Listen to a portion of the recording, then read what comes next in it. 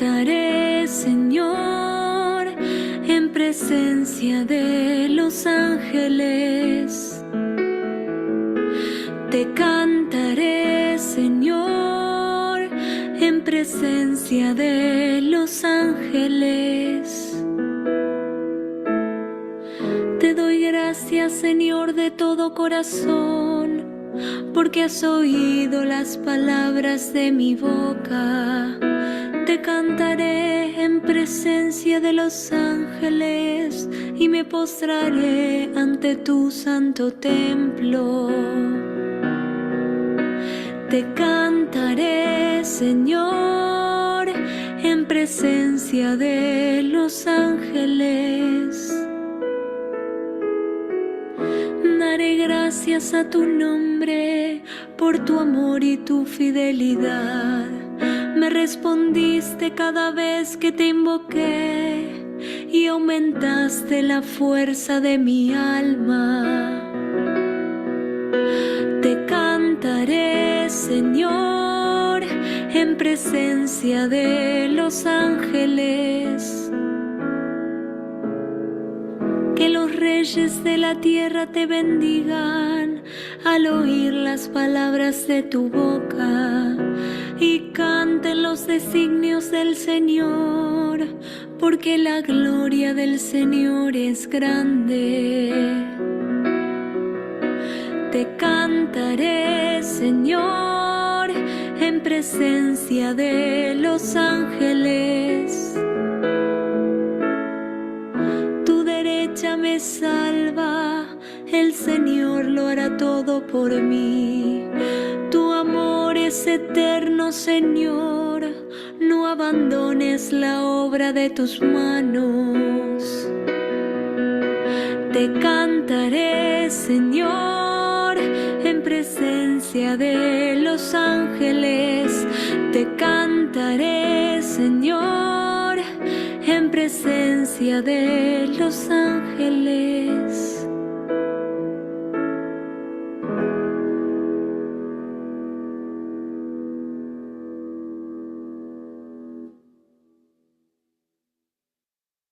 Hola, buenas noches. Qué gusto estar nuevamente unidos en estos momentos, este día, martes 16 de julio del 2024, en nuestro espacio virtual con sentido de Biblia. Y hoy martes, dando continuidad a nuestro estudio sobre la maravillosa epístola a los Hebreos. Agradezco tu presencia y te invito a que juntos de corazón demos alabanza a Dios Padre y digamos en el nombre del Padre, del Hijo y del Espíritu Santo. Amén. Padre nuestro que estás en el cielo, santificado sea tu nombre. Venga a nosotros tu reino, hágase tu voluntad, en la tierra como en el cielo. Danos hoy nuestro pan de cada día. Perdona nuestras ofensas como también nosotros perdonamos a los que nos ofenden. No nos dejes caer en la tentación y líbranos del mal. Amén. Gloria al Padre, al Hijo y al Espíritu Santo, como era en el principio, ahora y siempre, por los siglos de los siglos. Amén. Y juntos invocamos al Espíritu Santo y decimos, oh Espíritu Santo, don de Dios y fuerza de lo alto, fuente de agua brotante de vida eterna, desciende y mora en nuestros corazones. Haznos verdaderos adoradores del Padre, condúcenos a la plenitud de la verdad y transfórmanos en testigos de Jesús para llevar su nombre hasta los confines de la tierra. Amén. Bueno, pues como en todas nuestras reuniones, le suplicamos a Jesús de Nazaret y al Espíritu Santo nos tengan la misericordia de estar entre nosotros para ayudarnos a entender mejor la palabra de Dios, sus oráculos, sus enseñanzas, todo lo que a través de la vida y obra de Jesús de Nazaret nos vino a mostrar por designio de nuestro Padre, Dios Padre. Y le suplicamos que nos asista siempre y en todo momento, sin importar situación ni condiciones en que estemos. Y hoy nuestra petición particular va de la mano de la gran celebración que hoy en nuestra Santa Iglesia Católica tenemos hoy día de la Virgen del Carmen, de Nuestra Señora del Carmelo, de Nuestra Señora del Carmen. Perdón, una mosquita por aquí. Esta advocación es una de tantas que la Santísima Virgen María tiene para, para ayudarnos y para sostenernos en esta vida. Muchos de ustedes conocen de la historia de esta advocación y esto tiene dos connotaciones. Una, la que va propiamente ligada a su aparición en el Monte Carmelo, concretamente ahí en ese monte que tiene una gran historia. Para que te ubiques un poquito, el Monte Carmelo se encuentra en la parte noroccidental de Israel, colindando con el Mediterráneo, y es un promontorio de más o menos 550 metros de altura, y tiene una historia muy peculiar, porque en este Monte Carmelo, cuando la época del profeta Elías, se desarrolló un episodio que quedó constatado en el libro de los Reyes, en la Biblia, tremendo, porque recordarás, después de que Salomón, el rey Salomón, el sabio rey Salomón, murió, él tristemente, sus hijos y su parentela, por envidias y por ambiciones, fraccionaron el reino de Israel en dos grandes bloques: el reino del norte, cuya capital estaba en Samaria y que es el reino de Israel, y el reino de Judá, cuya capital es Jerusalén en la parte sur. Bueno, pues uno de los grandes problemas, además de este fraccionamiento terrenal, fue que ambos reinos fueron contaminándose poco a poco y fueron alejándose de la bondad y de la misericordia divina por serles ellos reyes y el pueblo en general infiel, a grado tal que en el reino del norte, ahí gobernaba un rey de nombre Ahab. Por cierto, que fue el sexto rey después de Roboam y de Jeroboam, los hijos de Salomón, que hicieron la división inicial. Bueno, pues este Ahab además se unió por conveniencia entre reinos con la hija de un sacerdote pagano de la zona de Fenicia, con una bella mujer de nombre Jezabel, y entonces no solamente le entregó su vida y sus acciones Ahab, sino que además él se hizo, pudiéramos decir, seguidor de Baal. Baal era el término con el cual se conocía a los ídolos paganos en aquella época. Entonces, este dios pagano tenía muchos seguidores en tierras cananeas, en tribus cananeas, en tribus arcaicas de la zona de la península de Siria. Pero además de eso, además de que Ahab asistía al culto, proliferó en todo el reino del norte altares para poder darle culto a este dios pagano.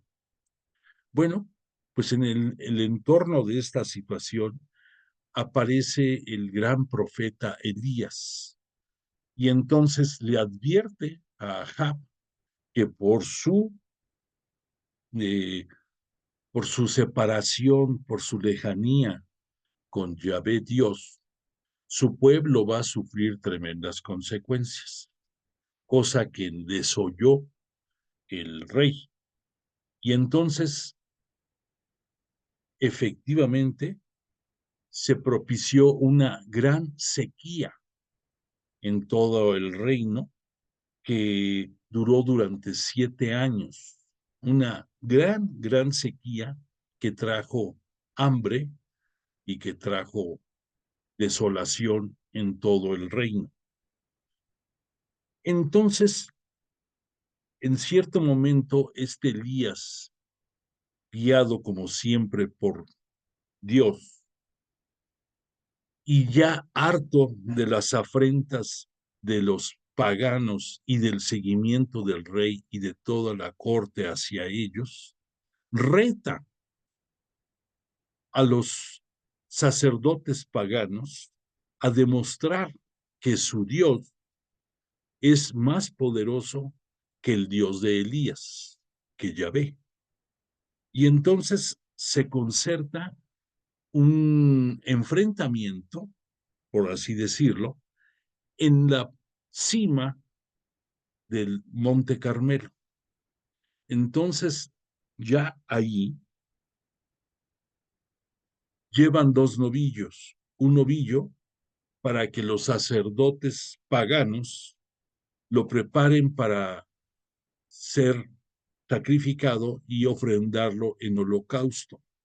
Y Elías también haciendo lo propio con otro buey, con otro toro, que también es desollado y preparado para el holocausto. ¿Cuál era la condición del reto que, que hizo este Elías? Que sin meter nadie las manos e invocando la divinidad de sus respectivos dioses, se propiciara el fuego necesario en el altar del sacrificio que fue puesto ahí para inmolar el animal y poder concluir el holocausto. Entonces nos cita la Biblia que los sacerdotes paganos desde temprana hora estuvieron invocando a sus dioses, estuvieron haciendo todo lo que te puedas imaginar de artimañas para que se diera ese prendimiento del altar, esa quema del animal, sin meter las manos nadie, sin propiciar fuego de otra manera.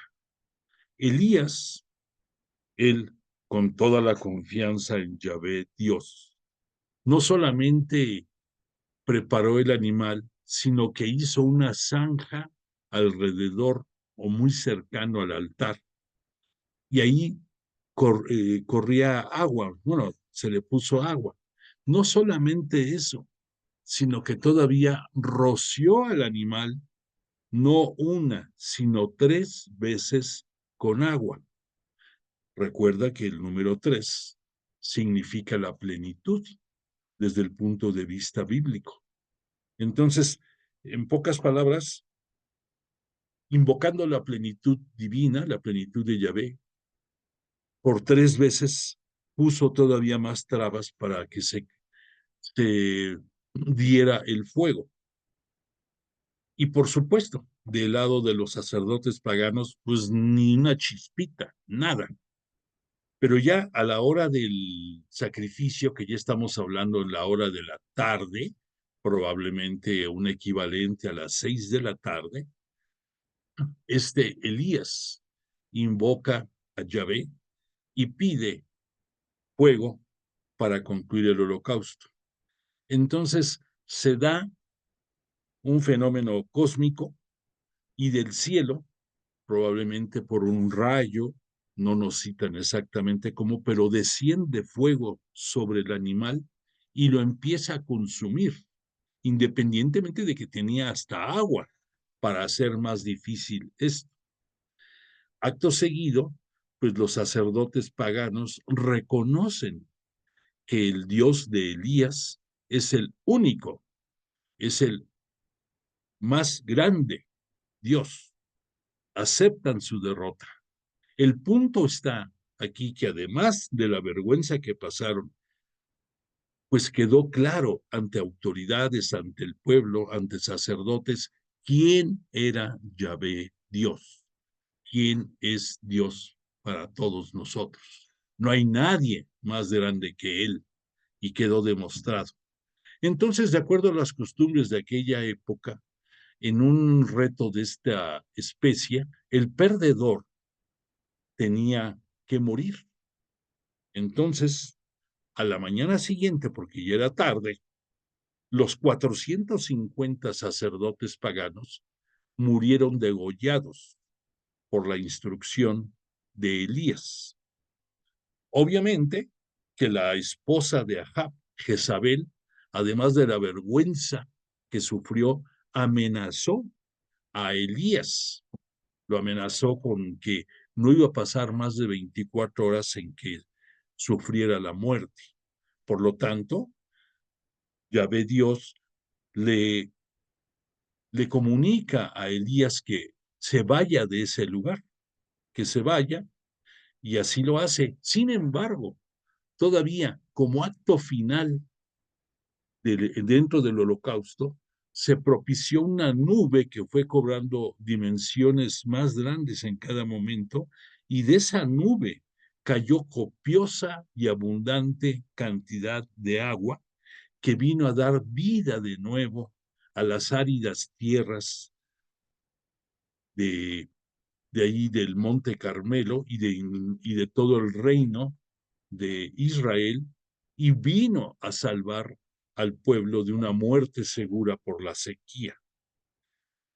Ahí es donde también nos narra la Biblia que este Elías se fue, que fue alimentado por un cuervo durante varios días que le llevaba carne y le llevaba alimento para poder subsistir, y que Yahvé no lo abandonó a Elías, por supuesto. Y ahí en ese trance también, pues Elías volvió a hacer contacto con el rey y quedó muy claro, ya ha pasado un tiempo razonable, el poder de Yahvé Dios y la vergüenza de él como rey de haberse alejado del mandato divino. Bueno, esa es la historia primitiva.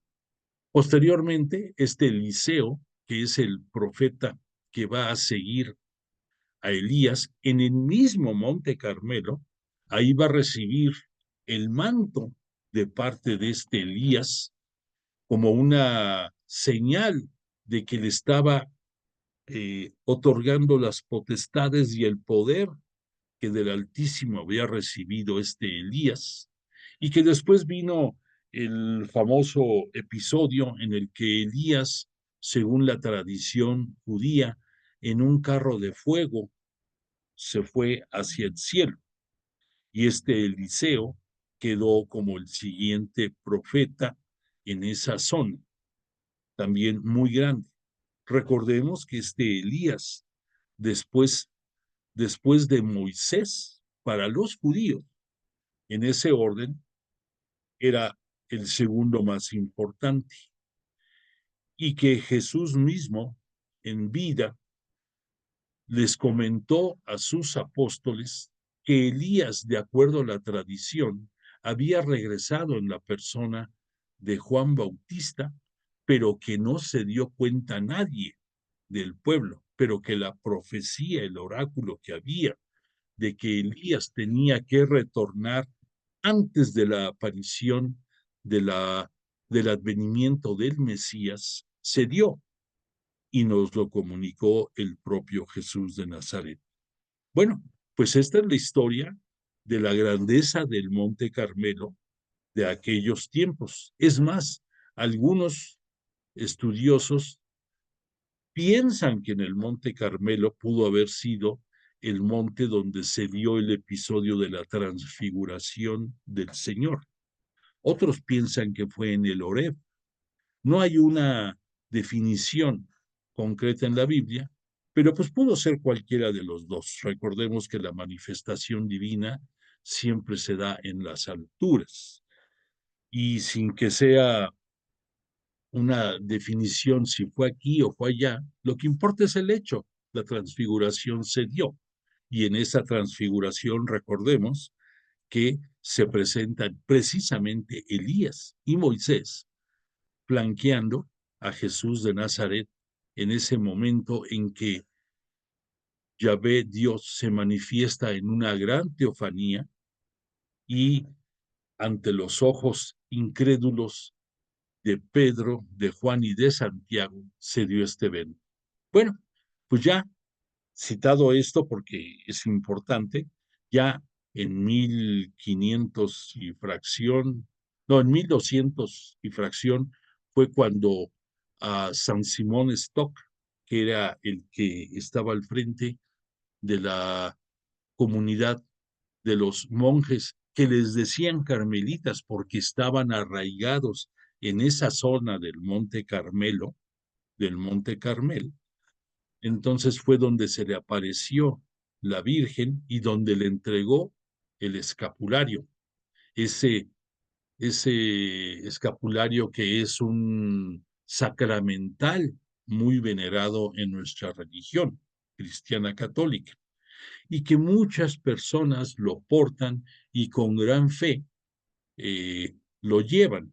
Recordemos que el ofrecimiento de la Virgen para los que portan el escapulario es que viviendo de acuerdo a las costumbres correctas y muriendo en gracia, ella les ofrece que el sábado siguiente a su partida terrenal, ella acudirá al purgatorio a llevarlos directamente al cielo. Este ofrecimiento no solamente lo dio para los seguidores que portaran su escapulario, sino que también tenía un destinatario muy preciado, que eran los monjes que estaban en el Monte Carmelo. Y para ellos la petición era que fueran fieles a la castidad que les obligaba el vivir en el monasterio, en la orden monacal. Entonces, pues también no es una tarea fácil, es entendible, ni tampoco es fácil para cualquier persona el vivir en gracia, morir en gracia y pasar el sufrimiento y las mortificaciones que conlleva el vivir de acuerdo a como lo ordena la Virgen del Carmelo. Bueno, ya para cerrar este comentario, te diré que también la la advocación de la Virgen del Carmelo, de la siempre Virgen María, va ligada también a la denominación de Stella Maris, o sea que la Virgen del Carmelo, del Monte Carmelo, también se le reconoce como la estrella del mar y es patrona y guía de los marinos en general en el mundo. Para ser más exactos, por ejemplo, es la patrona de la Fuerza Naval Armada Española. Y en muchísimos países le tienen veneración y mucho aprecio a la Virgen María en su advocación de la Virgen del Carmelo. Una petición muy importante que le pedimos hoy a Dios Padre a través de la intercesión de Jesús de Nazaret y por el poder del Espíritu Santo, es pedir por los seguidores del Carmelo. Precisamente esta orden tiene con el paso del tiempo se han formado muchas órdenes, pudiéramos decir, menores o llámale como sea, pero hay muchas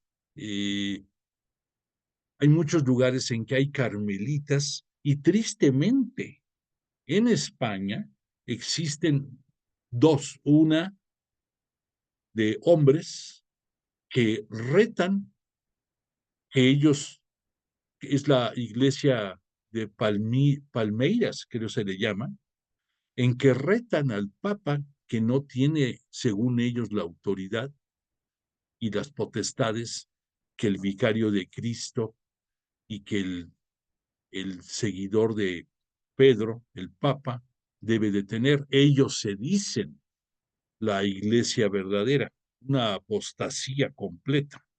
Pero tristemente, en Palmeiras, en España, ha cobrado fuerza esta secta, porque no podemos decir de otro nombre, y también existen dentro de las carmelitas una orden de monjas que también han retado al Papa y lo desconocen en muchas de sus eh, de sus mandatos y de sus escritos y eso es muy peligroso. Entonces, tristemente vemos que en las mismas órdenes hay facciones de todo tipo. Le pedimos a Cristo Jesús, nuestro Padre y Señor, nuestro hermano mayor, que asista a estas carmelitas que viven fuera de la realidad y que las haga entrar en razón, y a estos de la iglesia de Palmeiras también, que los haga entrar en razón, porque Él es nuestra luz, Él es la vida, Él es el camino y la verdad, y no es posible que tan grandes organizaciones se estén fraccionando y estén cayendo en graves graves pecados de apostasía. Que tenga misericordia de ellos y los conduzca al redil, así como condujo a los judíos del reino del norte y del sur, también cuando él vino a ser ejemplo y vida entre todos nosotros. Bueno, pues ya para cerrar esta extensa narrativa que te hice, nada más te comento que el cántico que escuchamos para la apertura de esta sesión corresponde al Salmo 138 de la nomenclatura hebrea. Fue escrito la letra por el rey David y la inspiración para este salmo, además de otros salmos más, está basado en Isaías, porque Isaías ya perfilaba en aquellos tiempos que el Mesías iba a venir y que desde el cielo, desde, desde los y desde el cielo se manifestaba con predilección hacia los humildes y hacia a la gente sencilla, mismo que pudimos comprobar cuando en el monte de las bienaventuranzas Jesús nos habló de que eran bendecidos todos los humildes y pobres de corazón. Entonces ahí tenemos que desde siempre tuvo Jesús la predilección por los sencillos. Bueno, pues dicho lo anterior, entonces vamos a entrar ya a continuar con nuestro estudio de la epístola a los hebreos y estas láminas ya vimos el contenido que tienen.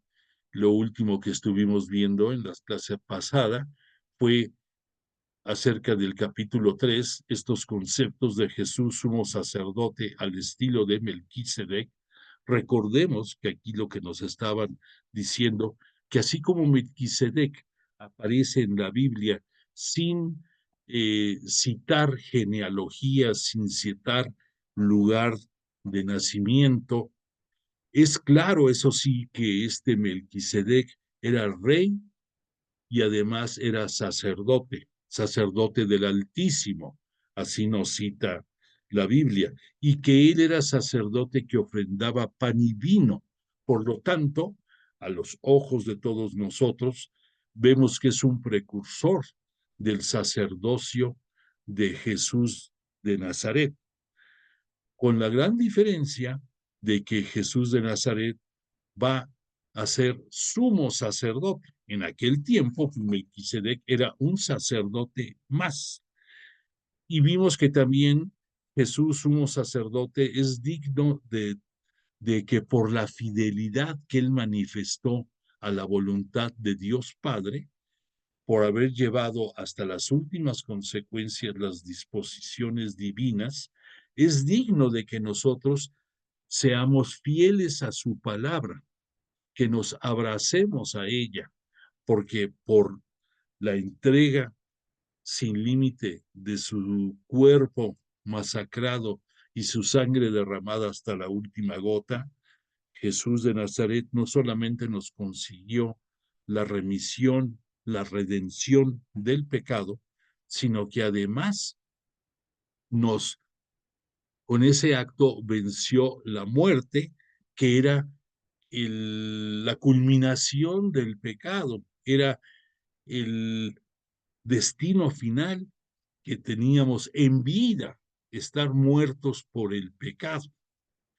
Y entonces no solamente vence Jesús al pecado y a la muerte, sino que también vence a la gran zozobra que nos producía a todos nosotros el pensar que íbamos a morir, ese estrés, ese estado de angustia que propiciaba en todos los eh, antecesores de Jesús de Nazaret y que después los que vivían en la misma época que Jesús y que después todos los que hemos llegado a este mundo, si no fuera por esa fe en Jesús, viviríamos también en un constante penar por decir, voy a morir.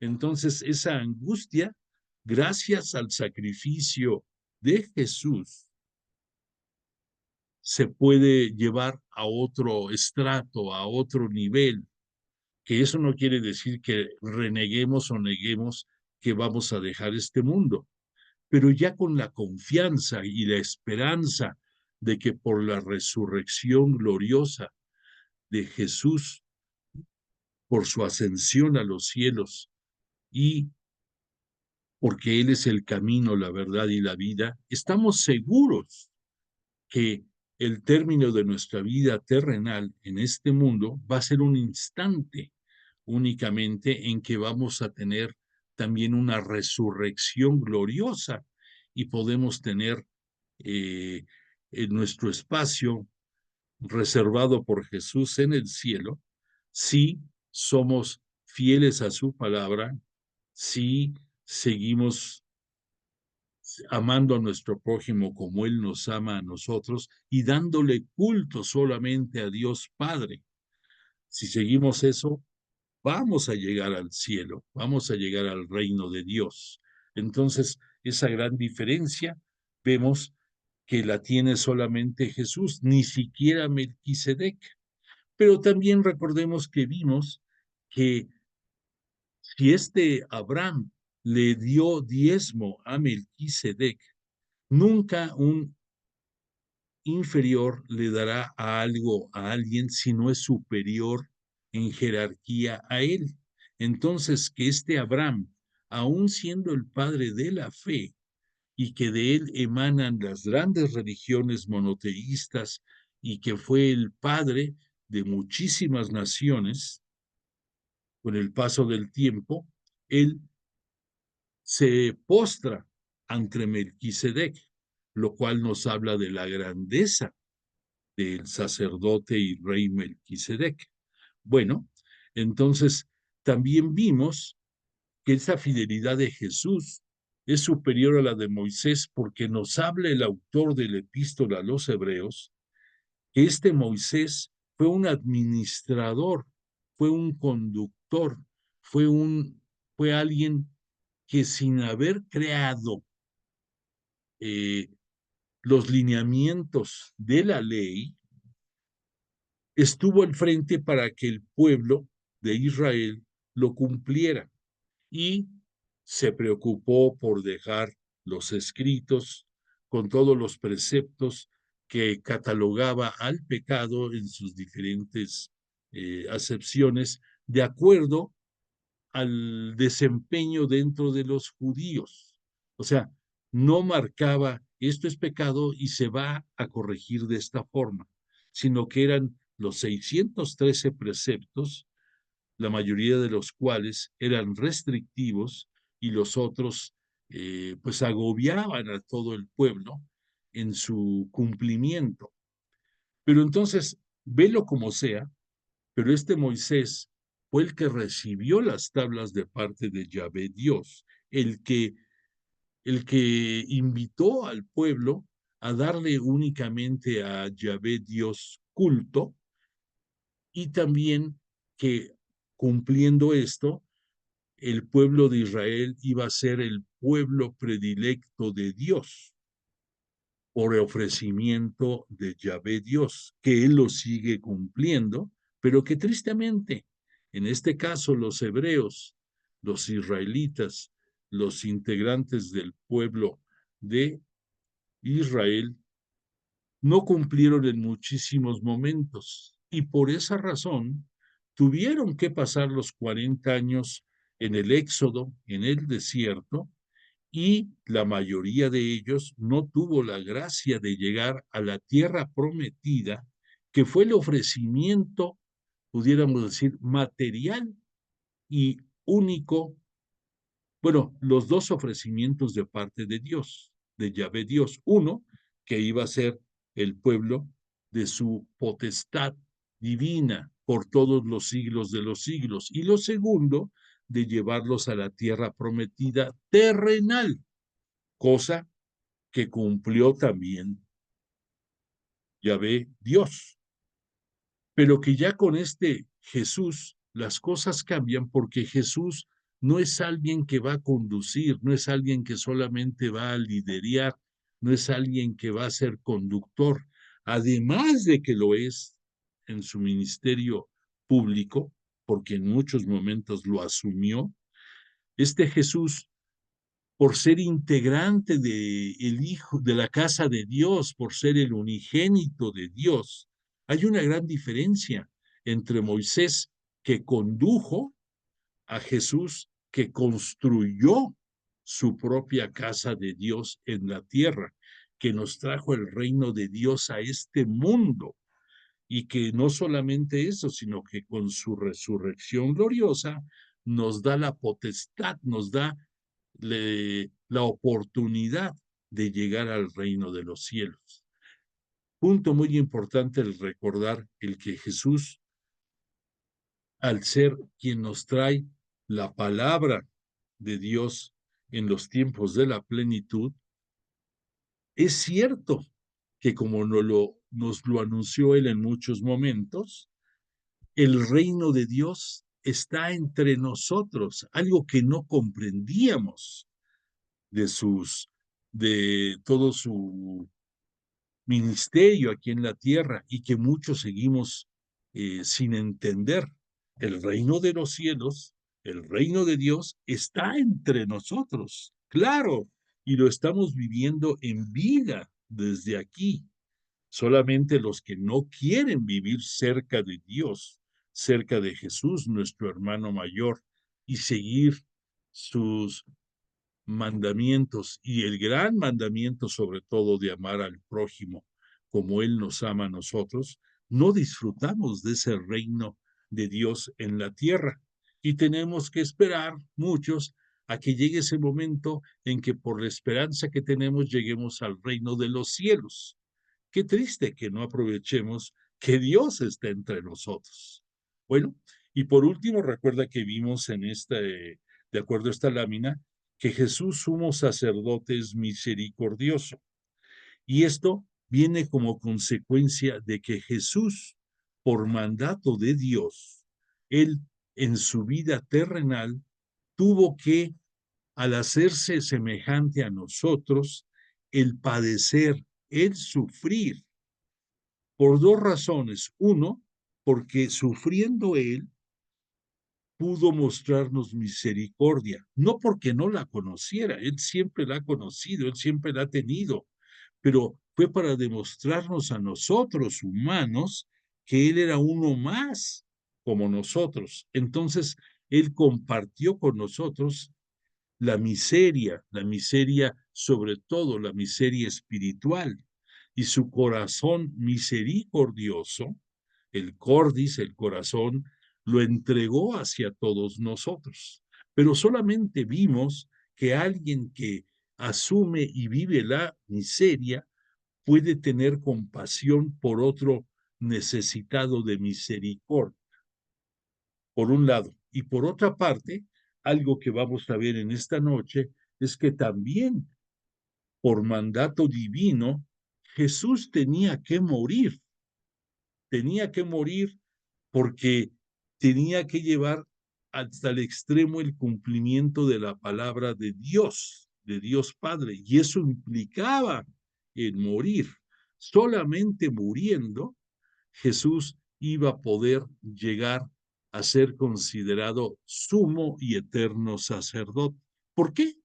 Pues porque, en pocas palabras, el sumo sacerdote, hablando de la religión judía, su principal actividad era el pedir por la expiación de los pecados en el día del Yom Kippur, en el día de la expiación, y entonces el sumo sacerdote entraba al Santo de los Santos, al lugar reservado solamente para el sumo sacerdote y solamente para ese único día en el año, y entraba llevando sangre de los animales que se habían ofrendado en holocausto por la expiación de los pecados del pueblo y por sus propios pecados del sumo sacerdote, y se la ofrendaba y pedía ese perdón a Yahvé Dios en el Santo de los Santos. Entonces, vemos que aquí el ingrediente de sangre es indispensable. Entonces, te cae ahorita el 20 más claro de que por qué Jesús tenía que morir, porque tenía que derramar su sangre para poder lograr la justificación de los pecados. Entonces, así y solamente así se podía cumplir el que Jesús fuera sumo sacerdote. Y además, porque Jesús, sumo sacerdote, recordemos que no provenía de la familia de Aarón, aquella familia dentro de la tribu de los levitas que tenía la potestad de que de ahí tenían que surgir los sumos sacerdotes. De la familia de Aarón, el sumo sacerdote; de la tribu de los levitas, los sacerdotes. Y entonces Jesús de Nazaret nació en Belén, no pertenecía a la tribu de Leví, era de la tribu de Judá, pero la potestad y el otorgamiento de su potestad como sumo sacerdote la recibió de su propio padre desde el momento mismo de su bautismo. Desde ahí viene la predilección pública de Jesús de parte de su padre. Entonces, ya vas entendiendo por qué tenía que sufrir Jesús y por qué tenía que morir para llegar a este gran nivel con el cual lo conocemos también, además de Mesías, además de Señor, lo conocemos también como Jesús, sumo sacerdote, fiel y misericordioso. Bueno, pues avancemos un poco más y vamos a referirnos a aspectos que nos marca el autor en los capítulos 5 y 6 de su epístola. Pero fíjate que para entenderlo mejor, te lo puedo leer de la Biblia misma y darte explicaciones, pero me encanta la forma en que el padre Salvador Carrillo Alday nos presenta todos estos comentarios para entender mejor lo que en esta lámina nos asienta. Y por lo tanto te voy a pedir que me permitas irte dando los comentarios relacionados con el tema. Entonces, para esto quiero leerte. Dice: Jesús sufre para salvar a sus hermanos, lo que estábamos hablando. Convenía en verdad que aquel para quien es todo y por quien es todo, que se proponía llevar muchos hijos a la gloria, perfeccionarse mediante los sufrimientos al conductor de la salvación. Jesús tanto es santificador como nosotros somos los santificados y todos tenemos el mismo origen. Todos venimos de Adán. Jesús también tiene, desde el punto de vista humano, la semejanza con nosotros. Por eso no se avergüenza de llamarnos hermanos. Cuando Él nos dijo, anunciaré tu nombre a mis hermanos, se lo dijo a Dios Padre, anunciaré tu nombre a mis hermanos, nos convirtió en hermanos. En medio de la asamblea te cantaré himnos y también pondré en Él mi confianza, en Dios Padre. Y nuevamente, henos aquí, a mí y a los hijos que Dios me dio. Recordemos que algo de lo que Jesús en muchos momentos señaló es que todos los hijos que Dios le entregó los había conducido y que solamente se había perdido aquel hijo de la perdición, refiriéndose a Judas Iscariote. Entonces, convenía que aquel por quien y por quien son todas las cosas que se proponía llevar muchos hijos a la gloria, perfeccionase por los sufrimientos al que iba a conducirnos a todos a la salvación. Dios Padre es principio y fin de todo cuanto existe. Ahora bien, según el plan de salvación, debe haber un jefe, un conductor, y este es un guía que cumple en plenitud su misión y debe ser perfeccionado llevando hasta el fin por medio del sufrimiento. No se trata de una cualidad moral que perfeccione a Jesús, no la necesita, sino el ir hasta el final en el campo de su misión.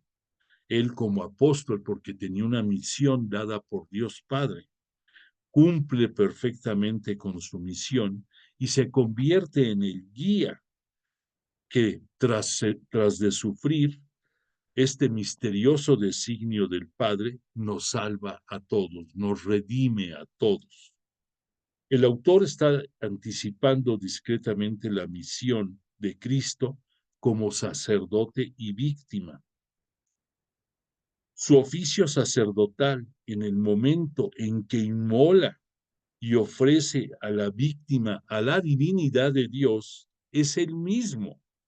Así Jesús llega a la perfección y cumbre de su oficio como sumo sacerdote, pues libremente se entrega a la muerte en cruz y ofrece su propia inmolación a Dios su Padre, como víctima de expiación para el perdón de los pecados de la humanidad. Por eso, el evangelista San Juan se refiere ahí como he aquí el Cordero de Dios que quita el pecado del mundo, y que Jesús es víctima de expiación por nuestros pecados, no solo por los nuestros, sino también por los del mundo entero. Esto nos dice San Juan. Además de ser el autor de la salvación, Jesús es el santificador. Tanto el santificador, ya dijimos, como los santificados, tenemos el mismo origen. Todos procedemos de uno mismo, pero por eso los hombres somos hermanos de Jesús. Hay una solidaridad, primaria y total entre Jesús y los hombres. Por eso nos dice mis hermanos. Y de acuerdo a Isaías, nos dice con ternura, henos aquí a mí y a los niños, hijitos que Dios me dio. Jesús, misericordioso y fiel sumo sacerdote, fiel porque cumple la voluntad de Dios y lo hace hasta las últimas consecuencias. Y Jesús es solidario con el hombre por la naturaleza humana que nos une y nos distingue a ambos. Los hijos participan de la carne y de la sangre de sus padres. Carne y sangre es una expresión totalizante de la naturaleza humana, frágil y mortal. Jesús, al asumir la carne y la sangre humana, ha querido participar de todo lo que es el hombre, hacerse solidario con él de todo y en todo, incluyendo la propia muerte, que pone fin a la existencia humana sobre la tierra. La muerte de Jesús tuvo como consecuencia dos efectos, ya hablamos un poco: aniquilar al Señor de la muerte, al demonio, al pecado, y liberar a los cautivos de la esclavitud del temor de la propia muerte. Mediante la muerte, Jesús redujo a la impotencia, venció definitivamente al que tenía el poder de la muerte, o sea, el diablo. La intervención del demonio en la vida del hombre es terrible y es un misterio porque nos trae la muerte a través del pecado. Jesús liberó también a cuantos por temor a la muerte estaban de por vida sometidos a la esclavitud, al temor de la muerte. La salvación consiste no solo en borrar los pecados, sino en la liberación del poder del demonio sobre nosotros. Después, Jesús misericordioso y fiel, sumo sacerdote. Vamos a acabar de entender bien esto.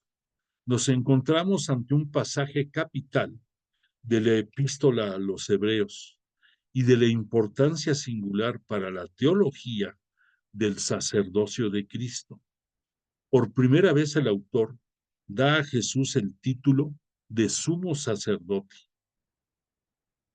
Moisés fue fiel como servidor y administrador del pueblo de Dios. Jesús es constructor de la casa de Dios y está por encima de cualquier administrador, en este caso, Moisés. Por eso, Jesús tuvo que hacerse semejante en todo a sus hermanos para poder llegar a ser sumo sacerdote misericordioso y fiel. En lo que toca a Dios, en el orden de expiación de los pecados del pueblo, pues habiendo Jesús mismo sufrido al ser probado, puede ayudar a los que somos probados. Para Dios, la solidaridad de su Hijo con los hombres en la naturaleza humana y el sufrimiento es una conveniencia en vista de la redención. Para el Hijo, conductor de los hombres hacia la salvación, la solidaridad y plena semejanza con los hombres era un deber y una consecuencia necesaria de su misión en favor de nosotros, sus hermanos. ¿Por qué? Porque tuvo que hacerse semejante a nosotros. Esta semejanza es real y total en todo. Los hombres son hermanos en el sentido más estricto de la palabra, particularmente en la participación del sufrimiento y de la muerte. El tomar naturaleza humana era indispensable para que Cristo fuera sumo sacerdote. El sacerdocio de Jesús es el resultado de su encarnación y de un llamado de Dios. Por lo que toca a Dios, al sacerdote corresponde entrar en todas las relaciones de los hombres con Dios. El sacerdote aboga por su pueblo. Cristo no solamente es jefe, sino que es mediador ante Dios. Lo sabemos perfectamente. Todo lo que obtenemos de Dios es por la mediación de Jesús, de nuestro Cristo y Señor. El sacerdocio está inmediatamente ordenado a la expiación de los pecados. En favor de los hombres, ofrecer víctimas era lo que hacía el sacerdote, a fin de obtener de Dios el perdón de los pecados y la reconciliación. Más adelante se hablará también de la intercesión de nuestro sumo sacerdote en favor de nosotros los hombres, la remoción de los pecados como un obstáculo para la amistad con Dios. Es función del santificador, es función del propio Jesús. Nos acerca hacia Dios. Quiero recalcarte esta palabra, acercar. Acercar quiere decir derribar cercas, derribar obstáculos, acercarnos. Jesús, sumo sacerdote, fue tomado por Dios entre los hombres y a través de él se compadece de nosotros. Jesús es fiel por cumplir la voluntad del Padre y por lo tanto es digno de que nosotros le manifestemos fe. Él nos ofrece dones y sacrificios hacia Dios por nosotros que somos su pueblo. Los dos atributos privilegiados, de cierta manera, en un sumo sacerdote son la misericordia y la fidelidad. Y Jesús, en el contexto de esta nueva alianza, lo cumple perfectamente. Misericordioso, porque designa la clemencia, la paciencia, la misericordia y la compasión de Dios ante nuestras necesidades, nuestro sufrimiento y nuestras miserias como hombres. La misericordia es la virtud por excelencia del jefe de nuestra salvación, de Jesús, de nuestro Cristo y Señor. Si Cristo tuvo que hacerse en todo semejante a los humanos, participando de sus males y sufriendo la muerte, fue para poder compadecer su suerte, llegar a ser sumo sacerdote misericordioso y convertirse en gracia de Dios hacia nosotros. La misericordia fue uno de los rasgos característicos del ministerio de Jesús. Además, en el sentido de la palabra fe, en el Nuevo Testamento, este adjetivo es a menudo sinónimo de ser creyente, pero más que signifique ser creyente, fe significa ser digno de confianza, ser fidedigno. De Dios se dice que es fiel. ¿Por qué? Porque cumple sus promesas. Ser fiel es la cualidad exigida de todos aquellos a quienes se confía un cargo o una misión en todos los órdenes. Jesús fue totalmente fiel a Dios. Pero esto no excluye que la fidelidad de Jesús, sumo sacerdote, haya sido igualmente hacia sus hermanos los hombres. Jesús siempre fue fiel, realizando su misión en favor de nosotros los hombres, hasta donar su propia vida. En Jesús la misericordia y la fidelidad se hermanan y caminan de la mano. Pues habiendo Jesús sufrido él mismo, al ser probado, puede ayudar a nosotros los que somos probados. Cristo ha sufrido, por eso puede prestar ayuda a nosotros los hombres probados y tentados. La naturaleza del sufrimiento de Jesús está determinada por el participio del verbo probar.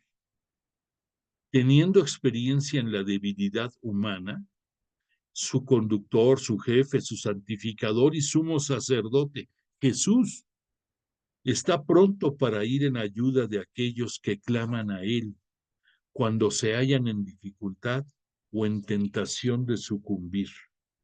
Nuestro sumo sacerdote no solo ha sufrido por nosotros, sino como nosotros. Probablemente los destinatarios de la carta de los Hebreos se encontraban amenazados por persecución y muerte y en peligro de que su fe sucumbiera. el autor les grita, ánimo, adelante. Cristo sufrió la tentación de sustraerse a la voluntad de Dios ante el sufrimiento y la muerte, pero triunfó.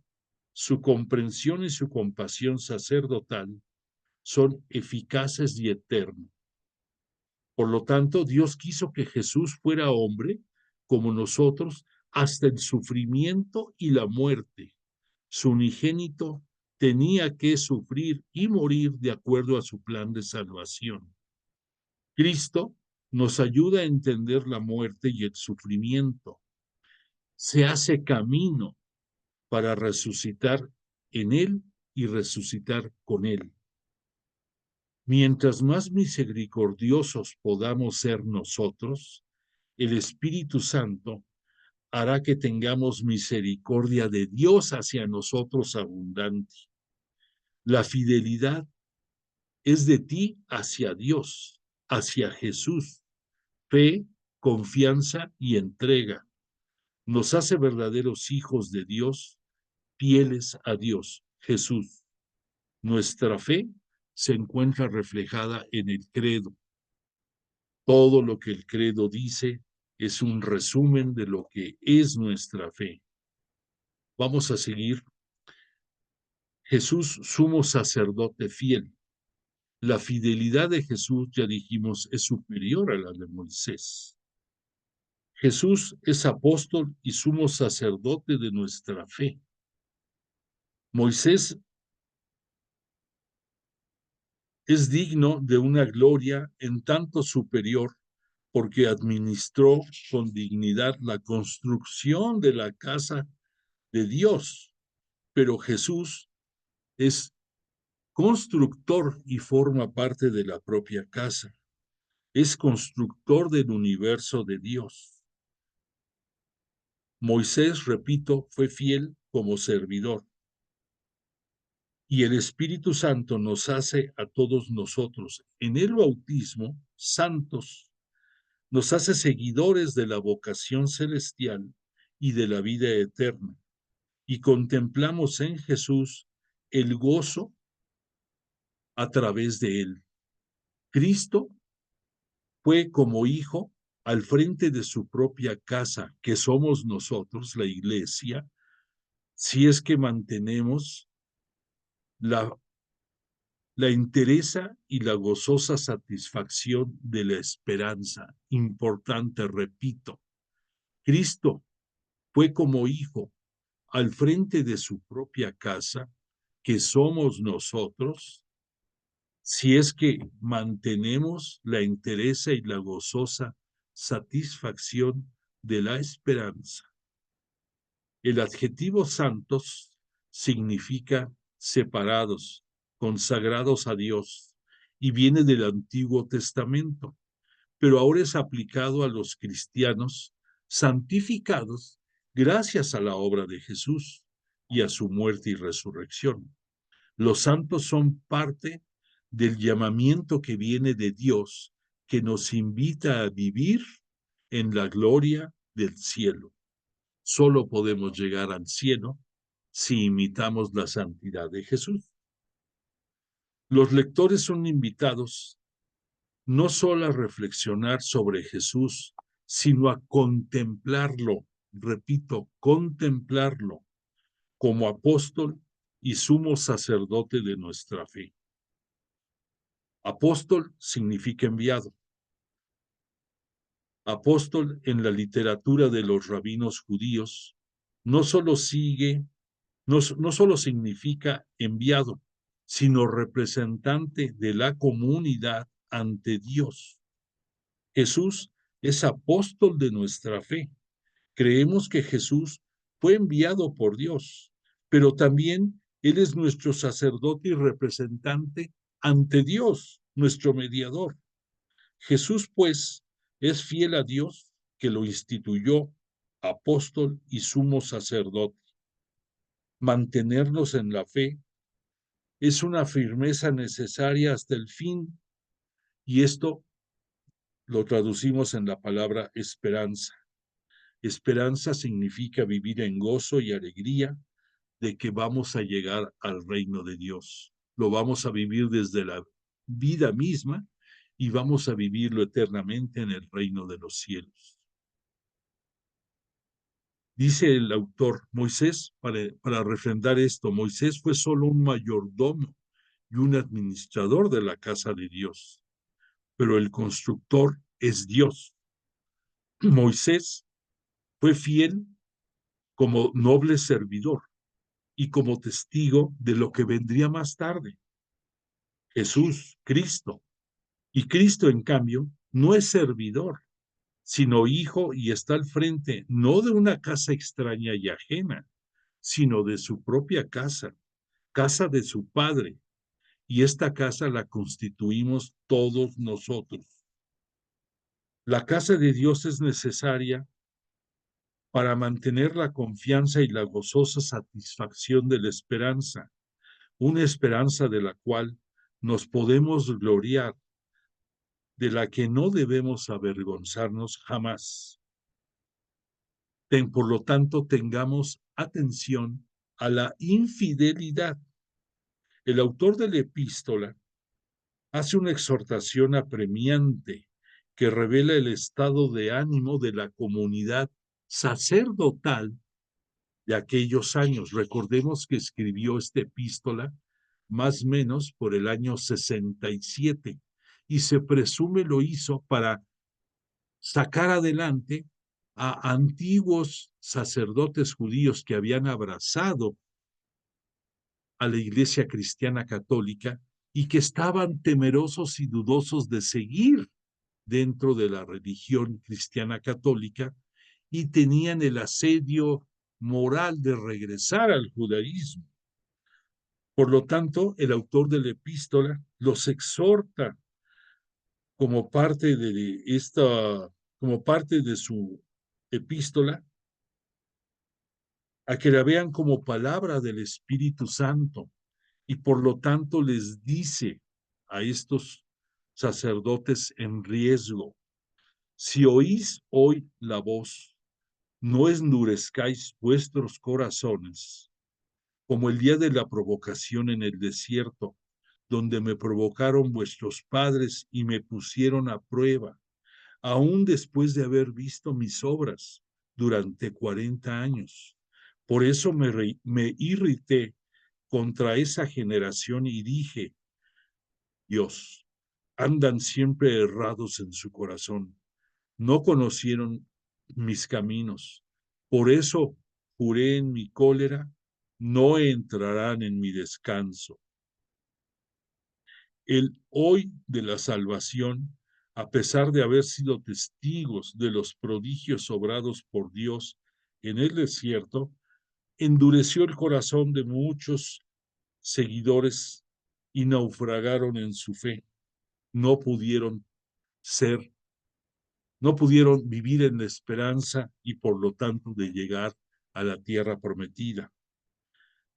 Dentro de los salmos, todos nosotros vivimos en un eterno peregrinar y como los israelitas en el desierto, nosotros también, el pueblo de Dios, vamos en un peregrinar para llegar a la casa del Señor. Este relato bíblico que te cité fue escrito en el año 950,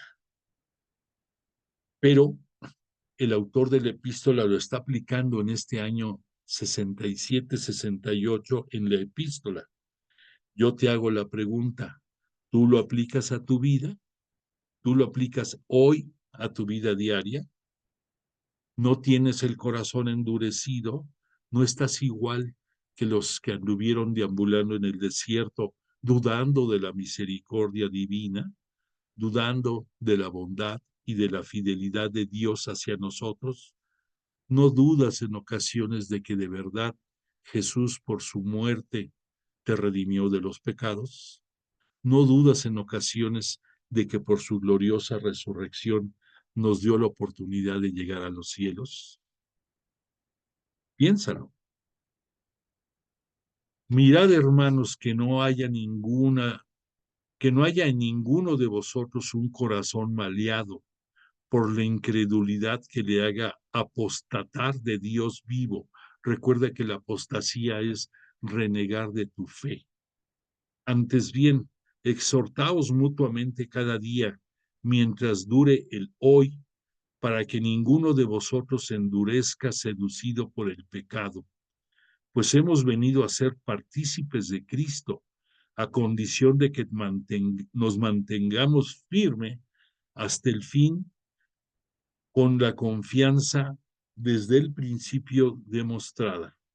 La incredulidad no es solo no creer, sino dejar de creer, apostatar, renegar de la fe y abandonar definitivamente al Dios vivo en quien se había creído. La apostasía es mucho más grave que no haber accedido a la fe, de no haber conocido la fe, de no haber creído. El que cree y reniega después de su fe es un apóstata y es víctima de la perdición. Los cristianos nos hemos convertido en asociados de Cristo y por lo tanto estamos obligados a perseverar en la fe. Al decir si oí su voz, es que no fueron todos los que salieron de Egipto por medio de Moisés y contra quienes se irritaron durante 40 años. ¿No fue acaso contra los que pecaron, cuyos cadáveres quedaron en el desierto? ¿No fueron quienes juraron que no entrarían en el descanso divino y que obedecerían? Así vemos que no puede entrar nadie cuando hay incredulidad. Los pecados de los israelitas en el desierto quedan sintetizados en desobediencia e incredulidad, pérdida de fe, en pocas palabras. Por la fe hemos entrado en el descanso de Dios desde este mundo. Entrar en la iglesia de Jesús es entrar en el reino de Dios y es haber comenzado a entrar en el descanso divino. Y esto tendrá la consumación en la patria futura del cielo, donde no habrá fin. Por lo tanto, quedando en claro que algunos han de entrar en el cielo y que los primeros en recibir la buena nueva, llámese los israelitas, no entraron a causa de su desobediencia, por lo tanto, escucha la voz de Dios y no endurezcas tu corazón. Esfuérzate, pues, por entrar en el descanso de Dios, para que nadie caiga imitando aquella desobediencia de los que quedaron en el desierto en su éxodo. El descanso definitivo es la patria futura, donde el descanso será para siempre. Esforcémonos, pues, para no caer como aquellos en la desobediencia. Ciertamente es viva la palabra de Dios y eficaz, más cortante que espada alguna de dos filos, penetrante hasta las fronteras entre el alma y el espíritu, hasta las hasta las junturas y médulas, y escruta los sentimientos y pensamientos de tu corazón. La inteligencia y la voluntad son integrantes del alma. No hay para Dios criatura invisible, ni para Cristo, y todo está desnudo y patente a los ojos de aquel a quien hemos de dar cuenta. Pasaje privilegiado sobre la teología de la palabra. No se trata de la palabra o del logos de San Juan, sino de la palabra que Dios nos ha comunicado a través de la Escritura. La palabra es descrita aquí como personificada, a la manera de algunos textos del Antiguo Testamento. El autor presenta una serie de 5 atributos de la palabra. La palabra es viviente, es decir, es palabra viva, fuente y manantial de vida. La palabra es eficaz, Esto quiere decir operante, porque tiene fuerza creadora. La palabra es cortante, más que una espada de doble filo. La palabra es penetrante y llega hasta las junturas del alma y del espíritu. Se trata de una metáfora que no hay que urgir como si fuera una alegoría. El alma es el principio de la vida humana, física y psíquicamente. En tanto, el espíritu es el principio de la vida espiritual, mediante el cual el hombre se comunica con el Espíritu de Dios, mediante el cual el hombre escucha al Espíritu Santo. La palabra de Dios es escrutadora, pues discierne los sentimientos y pensamientos del corazón y juzga lo que es bueno y lo que es malo. Por lo tanto, no olvides que tanto Dios como Jesús, además de que son omnipresentes, que quiere decir que están en todas partes, tienen otro atributo que es la omnisciencia, omniscientes. Omnisciente quiere decir que todo lo sabe. Las cualidades pueden referirse tanto a la palabra como a Dios creador y también a Cristo. Ambos todo lo ven, no hay nada oculto a sus ojos, ninguna criatura es invisible, todo está patente a su mirada y todo está al alcance de aquel a quien deberemos dar cuenta. Recordemos que en el Antiguo Testamento pensaban que era solo a Dios al que se le daría cuentas, de acuerdo al, a la palabra de Dios. Con el advenimiento de Jesús, será Él quien con gloria y poder nos venga a juzgar en el momento de la parucía, en la en la segunda venida gloriosa de Jesús a este mundo. Por lo tanto, dice el autor de la epístola, Jesús sumo sacerdote misericordioso.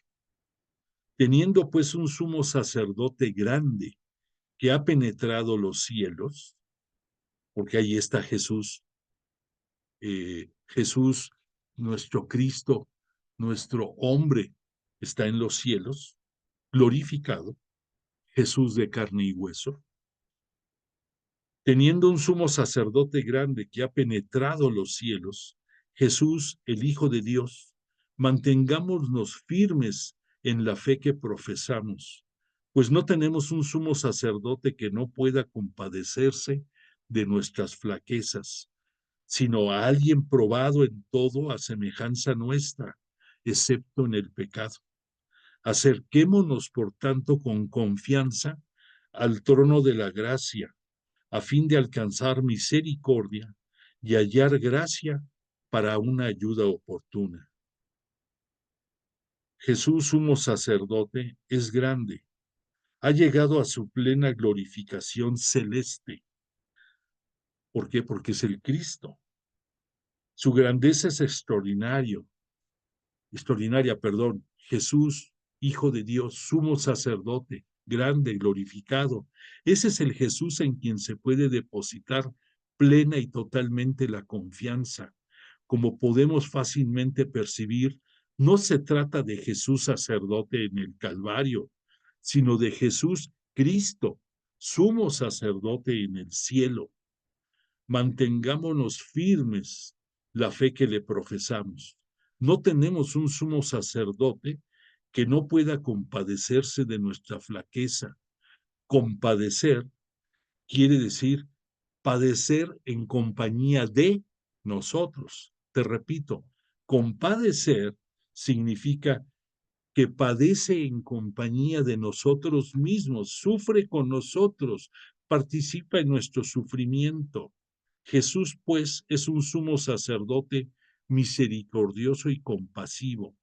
Es el mismo que ha sido probado y tentado en todo, debido a la semejanza que quiso tener con nosotros. Y Dios Padre lo ha hecho semejante a nosotros, excepto en el pecado.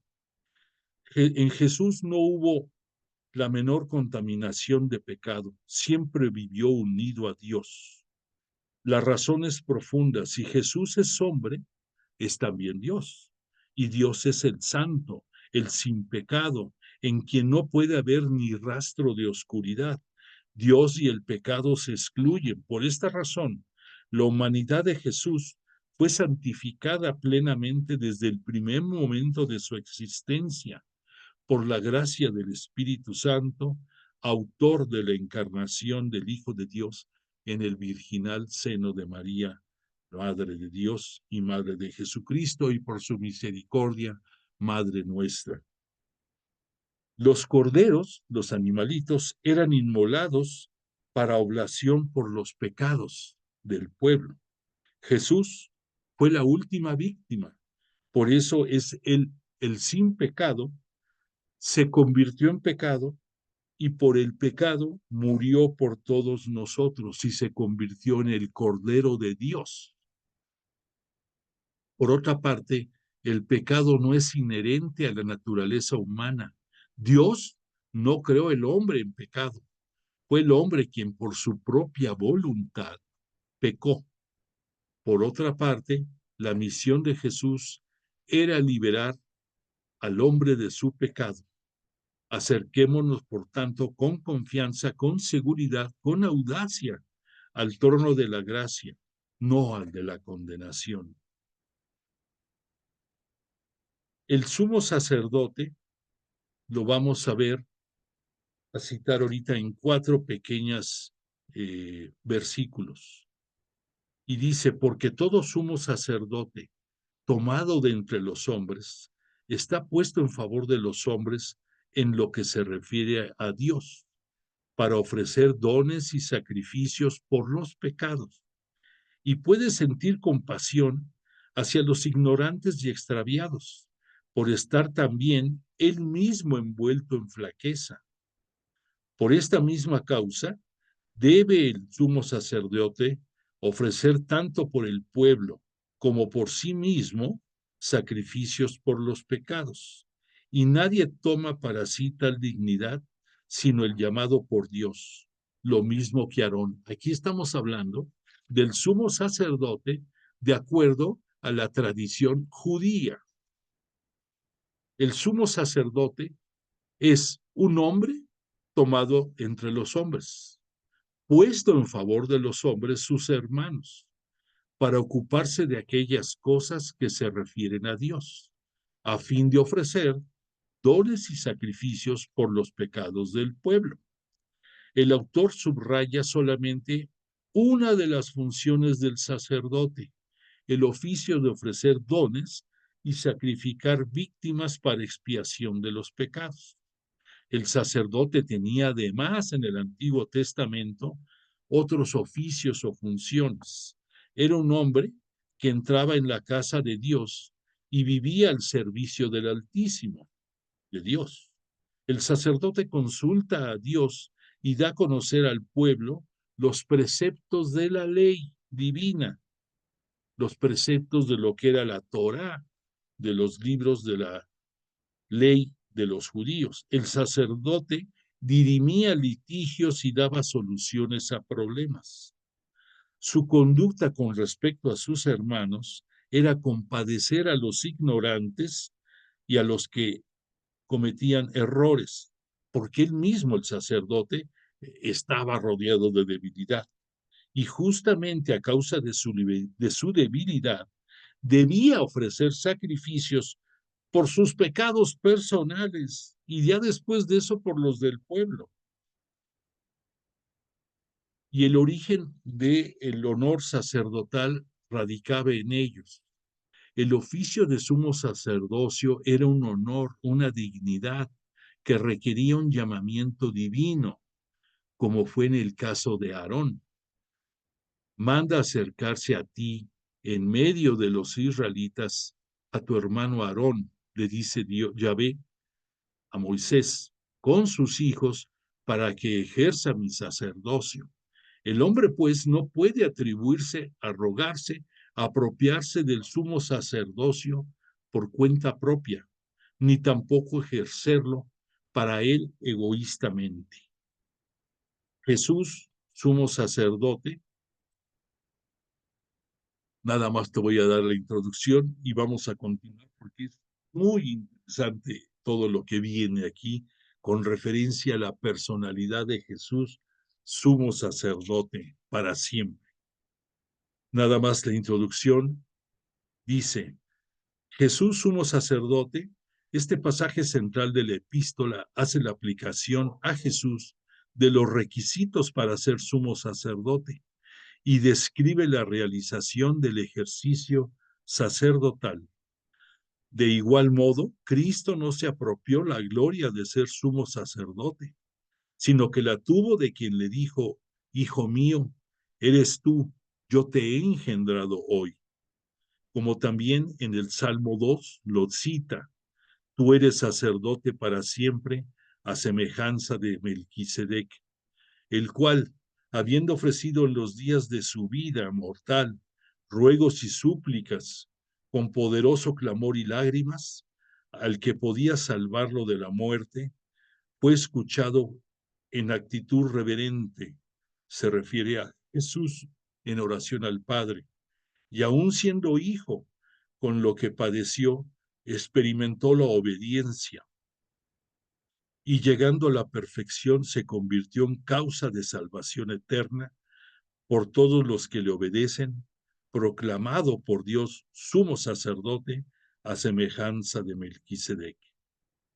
Bueno, pues dicho lo anterior, le agradecemos a Jesús de Nazaret y a su Espíritu Santo el acompañarnos en estos estudio profundo de la epístola a los Hebreos, y yo agradezco a ti tu presencia y te invito a que mandes constancia de que estuviste esta noche entre nosotros, y a que tengas una semana agradable tú y tu familia, y que si Dios lo permite, el próximo martes nos volvamos a encontrar en nuestro espacio de estudio de la epístola a los Hebreos, en nuestro espacio de Biblia virtual. Te voy a poner la canción de cierre y agradezco infinitamente tu presencia. Que tengas buena noche.